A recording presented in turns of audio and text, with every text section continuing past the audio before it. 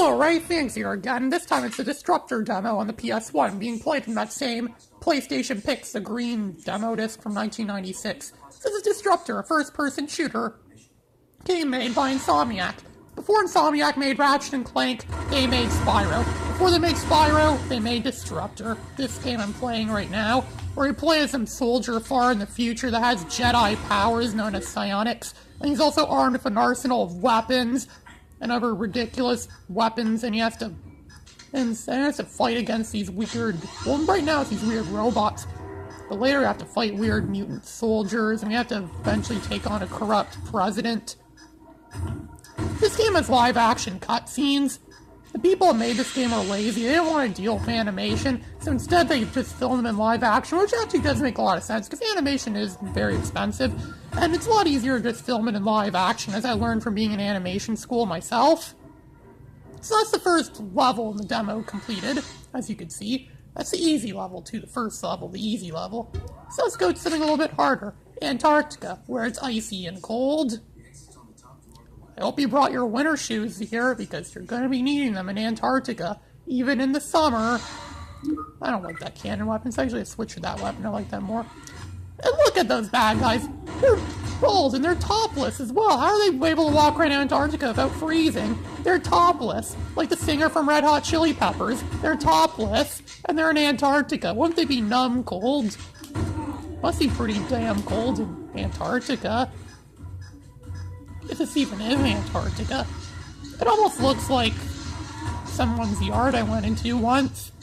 That time I was allowed to go into my neighbor's yard and retrieve a bunch of toys I lost in their yard over the years. They had a yard that looked very similar to this map. Now I couldn't think of it. I wonder if that was even really a yard at all. Maybe they were some government agents or some agents that had some secret plan to take over the world, and I could have stopped them. It could have been the hero of the world, Ray Phoenix, the savior of mankind. But nah, that never happened. No one will ever acknowledge Ray Phoenix. Ray Phoenix will probably never be a hero.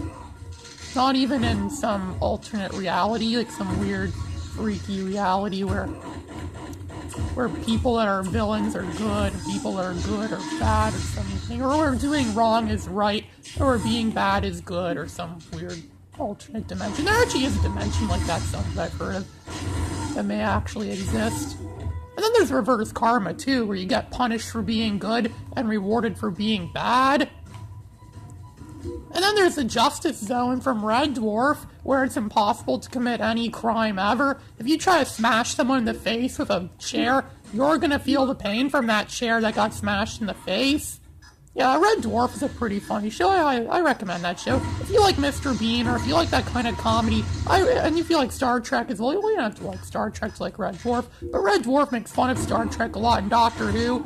That's pretty funny, I'd say so myself. I recommend Red Dwarf. I really like that show. I quote that show a lot, too, in my day-to-day life. I learned a lot from watching Red Dwarf as well. I didn't know the British called underwear pants until I saw an episode of that show. I learned a lot about British culture from watching Red Dwarf. You can learn a lot about things from watching. Even The Simpsons taught me a lot of stuff about culture, and even this game, Disruptors, taught me a lot about tactics as well. You want to hide behind walls and figure out when it's the perfect time to strike your enemy. But again, I learned a lot about watching Die Hard as well. Die Hard's a really good movie. It's one of my favorite Christmas movies. Yeah, I call Die Hard a Christmas movie. It's also one of my favorite Bruce Willis movies. Bruce Willis is pretty good. Bruce Willis is my favorite left-handed actor as well, so I'd say that's pretty good. So right now we're in that Star Wars gap, Death Star gap kind of thing, where I have to take my cable and, hey look, I don't even need a cable, we just jump across. If only Luke and Leia could have jumped across in the Death Star, getting through the Death Star would have been a lot easier then. Luke probably could have done that anyway, since he is a Jedi. We didn't really have any powers yet then, so you didn't really know that. Now we're going to the Sulfur Mine on Io. This place is going to be creepy. I'd rather go to Europa instead. Europa I hear is a lot nicer than Io. I don't know much about Io, actually. I've never done some Moon of Jupiter. Look at those guys. I shot at them and they disappear. Where do they go? Well, I guess their family doesn't have to deal with funeral costs now, or tombstone costs, or burial costs, or cremation costs, or anything. Because they're gone. Their bodies are literally gone into nothingness. Like Obi-Wan.